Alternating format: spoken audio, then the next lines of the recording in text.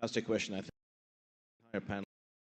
So, I mean, I'll try to do justice in a couple of minutes, but um, in more mature markets like the US and Western Europe and even Asia, corporate venture capital makes up almost a third of all venture capital. I think the way corporates need to work with startups in a mature ecosystem is to first of all not invest in startups from their balance sheet. It sounds a bit counterintuitive, but the reality is especially if you're an asset manager, a financial institution, or an insurance company, there are certain capital adequacy ratios and requirements that require you to set aside 3 to 4 times the amount you invest as an equity reserve for an investment. So if you're investing $1 million into a startup, you have to set aside $4 million on your own balance sheet that you cannot touch. So think of it as a digital mattress under the mattress thing. And it puts a huge strain on the CFO of a large corporate.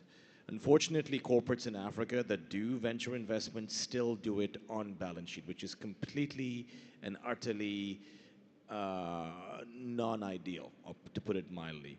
What you should do as a corporate is be the sole LP in a fund that is externally managed by VC specialists, people that know what they do. And the corporate provides the capital. You could maybe have a member of that particular corporate sit on the investment committee, but not have a supermajority to veto a decision.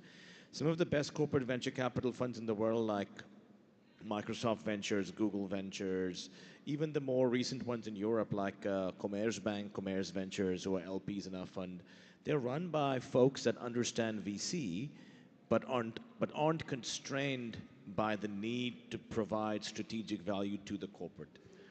Any value add is a plus, it's a bonus. And those sorts of CVCs have ridiculous returns. I mean, Commerz Ventures, for example, has one of the highest returns of any VC fund in Europe in the fintech and insurtech space. What corporates should also be very careful of is avoiding the pitfalls of trying to invest in startups pre-Series A. It's actually quite dangerous. We've had examples in South Africa, just bringing it back home here, where I won't name the corporates, but everyone knows them. They've written significant checks pre-Series A into some very prominent insurance management startups, where they own 20 to 30% of these companies pre-Series A, and that is ironically the kiss of death to the startups, because they cannot now work with other insurers or banks because they're like, wait a minute, it's a good deal, but I don't want to put money in the hands of my competitor from an equity perspective, so thanks, but no thanks. So corporates need to be careful of when they invest. We believe that the ideal time is at Series B or later, because the cap table is already stacked with other global VCs.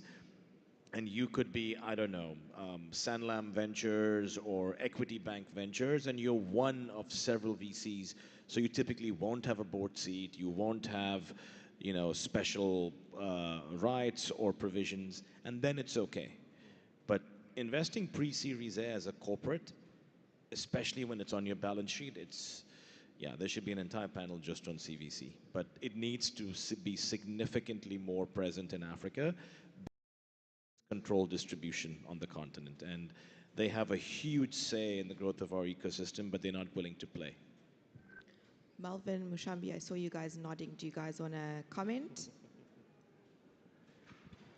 I think Zach covered the point around corporates as capital providers. I think covered is quite prescient in that the distribution that a corporate can provide, because if I'm a South African corporate, a typical Series B, let's call it a $10 to $20 million round, very few corporates are willing to put that kind of money to work to get meaningful ownership, because typically a CVC, depending on their objective, is either one, returns, so like the Salesforce Ventures, Microsoft Ventures, all of which have invested in us at Go One.